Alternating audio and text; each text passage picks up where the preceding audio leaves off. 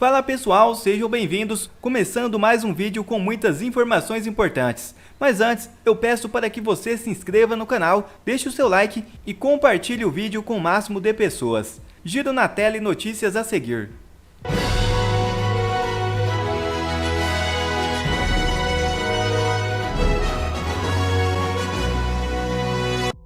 Deltan revela verdadeiro motivo da entrevista de Moraes, falando sobre plano para enforcá-lo. Veja o vídeo. Que essa fala do ministro sobre esse plano homicida, né, escancara a nulidade dos julgamentos do 8 de janeiro. Quer dizer, ele não estaria isento, né, para julgar esses réus caso se confirme que, de fato, ele sabia que havia um plano para acabar com a vida dele ou para fazer alguma coisa com ele, enfim. O que você acha, né, desse assunto? Assim, Rossana, a entrevista do ministro Alexandre Moraes é inacreditável do começo até o fim dela. E esconde aí vários significados, mensagens ocultas, outras nem tanto, e que estão aí na nossa cara sobre o que o ministro, o que o Supremo, o que o establishment político de Brasília pretende para 2024. Eu queria começar relendo algumas perguntas que eu fiz ontem nas redes sociais ao ministro, e que eu registrei que, infelizmente, essas perguntas não foram feitas pelos jornalistas na entrevista. Mas se eu fosse o jornalista que entrevistou o ministro, eu imediatamente as faria, assim que ele relatasse aquele suposto plano de prender e de assassinar o ministro. Eu vou ler aqui para vocês, ó. Primeiro, quem planejou matar o ministro e quais são as provas desse plano? Essas pessoas já foram denunciadas pela PGR e condenadas nos julgamentos 8 de janeiro, afinal de contas, esse seria o crime mais grave em tese cometido. Por que até agora a gente não soube dessas pessoas? Se o ministro ainda era vítima desses crimes, ele não deveria ter se declarado suspeito de julgar quem queria matá-lo? Lembre que alguém que tenha roubado o seu carro, a sua bicicleta, não pode ser o juiz que vai julgar e condenar aquela pessoa pelo roubo, pelo furto, pelo crime cometido. E existe um impedimento legal para isso, senão a pessoa se vinga daquela pessoa, simplesmente ela não tem isenção para isso. Mas, e se o ministro entendia que tudo era uma mesma turba no 8 de janeiro? Todos os réus estavam juntos ali, uma turba com o único objetivo de dar o golpe. Essas novas informações não colocam o ministro sob suspeição para julgar todos os réus do 8 de janeiro? Mais ainda, como que o ministro responde às críticas de que os réus do 8 de janeiro estão sofrendo abusos judiciais, como violação de juiz natural, ausência de conexão com pessoas com foro privilegiado, prisões preventivas alongadas, ausência de provas e de individualização de condutas e penas exageradas? Aliás, até hoje o STF não apresentou uma única pessoa com foro privilegiado que tenha participado do 8 de janeiro, a fim de justificar a conexão com os demais réus sem foro privilegiado. O ministro saberia dizer quem são as pessoas com foro privilegiado que atraem a competência da corte para julgar os demais réus do 8 de janeiro? Por que o ministro não apreciou em tempo o pedido de soltura do Clesão, que tinha parecer favorável do PGR? Como responde ainda às críticas de que a demora para decidir acarretou a morte do Clesão? Por que é que logo depois da morte do Clesão o ministro soltou vários réus presos do 8 de janeiro que também tinham parecer favorável da PGR? Isso não é uma prova de que essas pessoas ficaram presas de forma ilegítima, de forma excessiva e ilegal? Quando vão ser encerrados os inquéritos ilegais que tramitam no Supremo há mais de 5 anos? Como o ministro justifica a existência dos inquéritos após o fim dos prazos legais? E, por fim, dar entrevistas sobre casos em julgamento, inclusive com avaliação dos fatos, tá? Isso aconteceu no meio da entrevista. Isso não gera suspeição do juiz? Como que o ministro responde a essas questões todas? Essas foram as questões que eu coloquei para o ministro. Agora, essas questões não são só minhas. Será que ele tem coragem? Será que ele tem transparência para responder essas perguntas? E não vai ser difícil para ele achar esses questionamentos na internet, porque essa publicação minha de ontem aí alcançou cerca de 1 milhão de pessoas. Teve coisa de 20 mil curtidas, mais de 4 mil compartilhamentos, o que mostra que não sou só eu que estou com essas dúvidas, não sou só eu, Deltan, que quer saber disso. Tem muita gente por aí que está com as mesmas dúvidas. Agora, qual é o objetivo do ministro Alexandre Moraes com essas entrevistas? Além de ele ter dado a entrevista ontem para o Globo, ele também deu uma entrevista para a Veja, em que ele colocou a culpa dos atos nas big techs e nas plataformas de redes sociais, dizendo que a internet não seria uma terra sem lei, e que se as big techs tivessem regulação, uma regulação de um órgão exterior ou uma autorregulação, elas seriam contido a profusão das manobras golpistas, na visão dele, né? Mais tarde, no dia de ontem, o diretor-geral da Polícia Federal também deu entrevista agora para a CNN e disse que os planos para matar Moraes estavam em trocas de mensagens alucinadas. Essa foi a expressão que ele usou, trocadas nas redes sociais, dando a entender que se tratava apenas de conversas bravateiras nas redes e não de um plano real e factível contra o ministro. E aqui eu quero fazer um parênteses. Essa já era, gente, a minha hipótese para a falta de acusação e condenação dessas pessoas que teriam um plano para matar Moraes.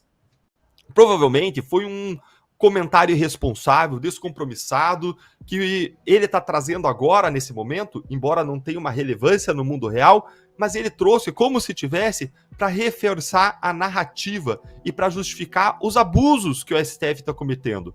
Como se uma situação excepcional justificasse o rompimento com a Constituição e o direito que eles estão promovendo. Vejam que eles dizem que eles lutam para impedir o rompimento constitucional, rompimento democrático, mas é exatamente isso que eles executam em relação aos presos do 8 de janeiro. É um imenso rompimento. Quando isso for a Corte Interamericana de Direitos Humanos, eu tenho certeza de que isso vai ser reconhecido, os abusos praticados pelo Supremo. E não é reconhecido no Brasil apenas por uma razão, porque eles não têm para quem recorrer. Essa é uma das razões pelas quais o Supremo está mantendo esses casos lá, para que eles não tenham para quem recorrer, porque se fosse na primeira instância, eles iam ter 3 instâncias que certamente iam trancar, iam impedir aquelas penas desproporcionais e arbitrárias que o Supremo Tribunal Federal está aplicando. Uma outra pergunta importante para a gente entender o que está acontecendo. Por que o ministro Alexandre de Moraes, o TSE, o STF, grande parte da imprensa tradicional se uniu para dar destaque hoje às alegações vitimistas do ministro Alexandre de Moraes e à narrativa de golpe do dia 8 de janeiro? A resposta para isso, gente, a gente pode encontrar na própria entrevista do ministro dada para Veja. Quando ele foi perguntado sobre o papel do STF na defesa da democracia, ele falou que em 2024 o STF deveria julgar as limitações e as responsabilidades das redes sociais. Veja que, e ainda ele falou que isso tem que acontecer no curto prazo, isso é muito importante. E mais, o Moraes disse também na entrevista para o Globo que a regulamentação das redes sociais vai ser uma importante bandeira dos tribunais agora no primeiro semestre de 2024. Peraí, mas a regulamentação das redes sociais já não está sendo discutida no Congresso, que é o lugar adequado para debater isso? Aliás, o Congresso não rejeitou o projeto das fake news em 2023? Quer dizer, então, que existe uma determinação do Supremo Tribunal Federal para que o Congresso faça essa legislação? Ou pior ainda, será que o Supremo vai legislar mais uma vez, atropelando o Parlamento Nacional? Tudo indica que sim. Tanto o governo, como o TSE, como o STF, a grande imprensa parecem unidos em tornar como principal objetivo de 2024 a regulamentação das redes sociais, o que pode gerar, direta ou indiretamente, a depender da regulação que vier, a censura no Brasil, especialmente a censura e a contenção da direita no Brasil. Nós já derrotamos esse projeto autoritário da esquerda em 2023 e vamos derrubá-lo novamente em 2024. Mas não se engane, fique atento. Daqui até lá, várias dessas forças vão reforçar suas narrativas, vão tentar manipular a opinião pública para que apoie essa censura como se fosse a solução para todos os nossos problemas. Nós vimos a esquerda usar a morte da Jéssica, que está sobre uma página da esquerda que divulga fake news. Nós vimos a esquerda usar o atentado que aconteceu em Blumenau, numa creche, para justificar o projeto das fake news, como se fosse resolver esses problemas, como a gente já explicou aqui que não resolve. Não resolve, a gente já explicou aqui detalhadamente, inclusive na sexta-feira passada. Mas eles estão usando e buscando manipular tudo o que acontece para avançar a sua agenda de censura no Brasil. Aliás, a gente viu agora o Monark tendo derrubada definitivamente a sua página no YouTube, o que reforça a agenda de censura que a gente vê se desdobrando todos os dias à nossa frente no Brasil. Então, basicamente o que a gente vê é essas entrevistas que estão sendo concedidas têm um papel de reforçar a narrativa da esquerda e a narrativa do Supremo, inclusive buscando legitimar os excessos praticados e, ao mesmo tempo, busca legitimar uma agenda de censura, uma agenda de avanço da regulamentação das redes sociais, seja por meio do Congresso Nacional, seja por meio, talvez até mesmo, do próprio Supremo, tomando o papel do Congresso e legislando no seu lugar. E outra matéria já na tela. Exército conclui que não houve crimes militares no 8 de janeiro. Apurações internas resultaram apenas em 2 punições disciplinares. O Exército Brasileiro informou nesta sexta-feira 5 que as sindicâncias internas realizadas sobre os atos de 8 de janeiro concluíram que não houve indícios de crimes nos casos investigados. Também afirmou que após a apuração, 2 punições disciplinares foram dadas aos militares envolvidos. As punições ocorreram por transgressões disciplinares na conduta e procedimentos adotados durante a ação no Palácio do Planalto. O Exército diz ainda que instaurou 4 inquéritos policiais militares e outros 4 processos administrativos para apurar crimes ou desvios de condutas de militares. Concluídos os inquéritos, foram encaminhados à Justiça Militar, que condenou até o momento um coronel da reserva do Exército. A Marinha informou que instaurou procedimentos administrativos contra 3 militares. O Exército destacou seu compromisso com a legalidade e a transparência na prestação de informação à sociedade e no combate à desinformação. A Marinha afirmou que pauta sua conduta pela fiel observância da legislação, valores éticos e transparência. Procurada, a Força Aérea não respondeu sobre o assunto até o fechamento desta reportagem. Em entrevista, Bolsonaro afirma que 8 de janeiro foi a armadilha da esquerda. Veja o vídeo. O ex-presidente Jair Bolsonaro também é um dos entrevistados da série de reportagens que você vai acompanhar no CNN Prime Time. Ele repudiou os ataques do 8 de janeiro, disse que os atos foram uma armadilha da esquerda e que não configuram golpe. Presidente, como é que o senhor classifica a invasão e a depredação dos prédios na Praça dos Três Poderes? Desde quando ocorreu, eu estava nos Estados Unidos, e nas minhas mídias sociais eu lamentei que nunca foi esse o comportamento das pessoas que são transladas, das pessoas de direita. Tanto é que, apesar da CPMI que nada apurou, nós temos a certeza que aquilo foi uma armadilha por parte da esquerda. Mas, infelizmente, não foi para frente a investigação. Nem o próprio general G. Dias fez parte do corpo final da CPMI. Então a CPMI não serviu para absolutamente quase nada. Lamentável, não é do pessoal que nos segue, que nos acompanha, o pessoal bolsonarista, o pessoal de direita, o pessoal conservador, nunca foi de fazer isso aí.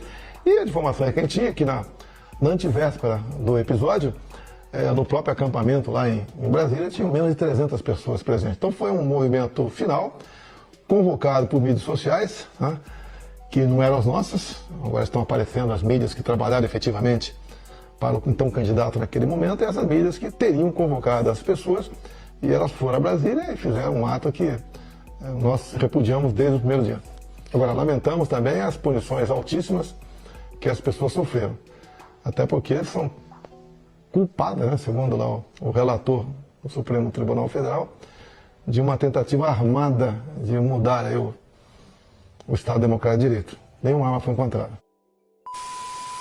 Jornalistas Rodrigo Constantino, Guilherme Fiuza e Paulo Figueiredo são banidos das redes sociais em todo o mundo. É isso mesmo.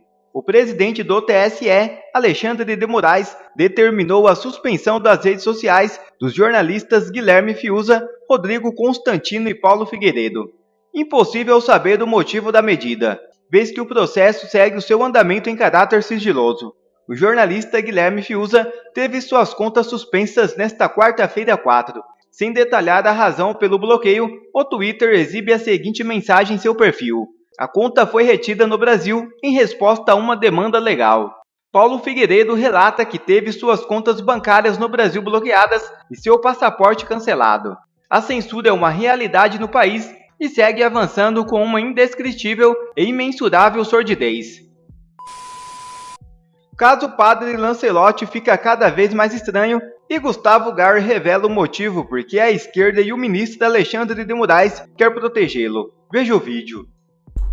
Agora que eu fui sentar para dar uma olhada nesse caso do Padre Lancelotti, que os vereadores de São Paulo estão entrando com pedido de CPI contra eles, por que me chamou a atenção? Você já viu alguma vez a esquerda sair em peso, de forma coordenada, em defesa de um líder religioso? Eu nunca tinha visto.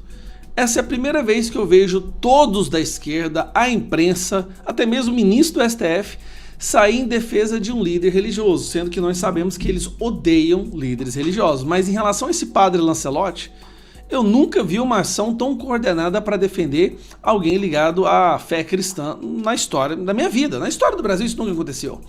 Então chamou a atenção. Aí eu fui dar uma investigada e a primeira coisa que eu encontro, assim, o início de tudo, é essa matéria sobre o padre Lancelotti sendo denunciado por abusar sexualmente e cometer atos não tão virtuosos com crianças. O grupo dizia que iria denunciar supostos abusos sexuais cometidos pelo padre contra crianças.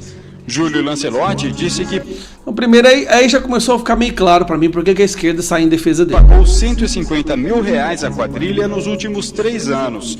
Parte do dinheiro teria sido usada para comprar carros de luxo como este. O advogado de Anderson alega que nos últimos 8 anos, o acusado manteve um relacionamento amoroso com o padre e nesse tempo recebeu cerca de R$600 mil em dinheiro e presentes. Detalhou um ato sexual? Vários atos, né? Vários atos. Quantos mais ou menos? Durante esse período era uma média de 4 ou 5 vezes por mês, segundo ele. A partir de quando? A partir de quando ele estava internado, ainda com 16 ou 17 anos, até bem. Bom, aí é estranho, né? Como que um padre vai ter acesso a tanto dinheiro assim, sem falar que isso aí foi em 2007, eu acho. Como que o padre teria acesso a tanto dinheiro e despejar tanto dinheiro na conta de um rapaz? Ele mesmo admitiu que transferiu parte do dinheiro porque ele é bonzinho. Peraí, tem uma coisa muito errada. Nós sabemos que esse padre aí é chefe de algumas ONGs, movimentos sociais e recebe dinheiro de muita gente. Será que era para isso que o dinheiro era usado? Mas vamos lá. E aí o que o ex-interno afirma? O ex-interno afirma que fazia sexo com o padre Júlio. Anderson Batista, preso na sexta-feira, disse que recebia dinheiro do padre em troca de relacionamento sexual. O ex-deputado petista Luiz Eduardo Greenhalgh, advogado religioso, negou a acusação e disse que padre é vítima. Mas assim, o padre já admitiu que passou dinheiro para ele. Isso aqui em 2007, tá bom? Aí olha só. Polícia estima que padre deu 400 mil a seu correria particular. Esse correria particular, vamos ver o que é isso, né? Por Eduardo Reina e Marcelo Godoy, no Estadão nessa quarta. A polícia estima que o padre Júlio Lancelotti tenha entregado cerca de 400 mil ao casal Anderson Batista e Conceição Eletério.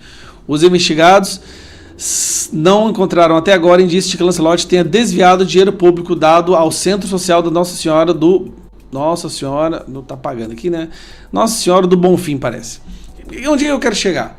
Esse padre tem acesso a muito dinheiro e aparentemente estava enviando dinheiro para pessoas que não deveriam recebê-las. Era um desvio do dinheiro público. Essa aí é a pesquisa, né? A investigação, que o padre de alguma forma conseguiu controlar isso e abafar. Aí acontece isso aqui. Moraes avisa, porque eles estão pedindo para fazer uma CPI para ver sobre essa questão de dinheiro do padre, como que o padre conseguiu passar dezenas de milhares de reais para essa galera. Moraes avisa que vai intervir politicamente para ajudar padre Júlio Lancelotti. Alvo da CPI a ser instalada na Câmara Municipal de São Paulo, o religioso afirma que o ministro do Supremo Tribunal Federal ligou para prestar solidariedade. Aí tem mais esse pedacinho aqui, olha só. Ao conversar com a CNN, o padre indicou que o ministro sinalizou até intervir politicamente na intenção de protegê-lo de eventual futura CPI. Ele, Moraes, disse que está juntando todas as informações e para isso também ia conversar com o presidente da Câmara Municipal de São Paulo, contou Lancelotti. De acordo com o padre, Moraes lhe pediu que naquilo que fosse necessário nos acionássemos. Cara, peraí. Nós temos aí uma investigação de um cara que aparentemente tem acusações de ser pedófilo, de desvio de dinheiro público. E aí a Câmara dos Vereadores tenta coletar as assinaturas para instalar uma CPI e o que acontece? O Alexandre de Moraes entra em contato falando que vai protegê-lo. Tem cabimento? Gente, eu sei que o Brasil, nós estamos assim atordoados com tantas aberrações diárias, mas tem cabimento o ministro da Suprema Corte entrar em contato com uma pessoa que vai ser investigada por pedofilia e desvio de dinheiro público? E o que esse padre tem que a esquerda ama tanto ele? Primeiro, as acusações de pedofilia, eu acho que faz com que a esquerda goste dele e tal. Mas é um padre que é um grande apoiador do Lula. Sim, um desses assíduos frequentadores de manifestações do Lula, estava lá fazendo discurso para o Lula recentemente no Palácio do Planalto, é um grande apoiador da esquerda, do PT, é um padre petista de carteirinha. Então agora fica claro por que ele tem tanto apoio. Mas esse caso, sim, tem que ter uma investigação. Padre Lancelotti De onde vem tanto dinheiro para doar assim? Ele até afirmou que deu, mas era bonzinho, não sei o quê. Cara, é tanta coisa errada no Brasil, Tem tanto líder religioso que se vende para a esquerda que é uma tristeza. Fique esperto, sabe? Analise, converse com seus líderes, pastor ou padre. Certifique-se de que essa pessoa seja realmente cristã, porque tem muita gente que está se vendendo para a esquerda e a esquerda paga um valor alto, viu? Então é muito fácil, eles conseguem corromper muitas pessoas que nós acreditávamos ser incorruptíveis. Quer ver mais vídeos como esse? Então inscreva-se agora mesmo no canal, deixe o seu like e compartilhe esse vídeo com o máximo de pessoas. Assim você vai estar me ajudando demais. Fico por aqui, um forte abraço e que Deus abençoe a todos. Brasil acima de tudo e Deus acima de todos.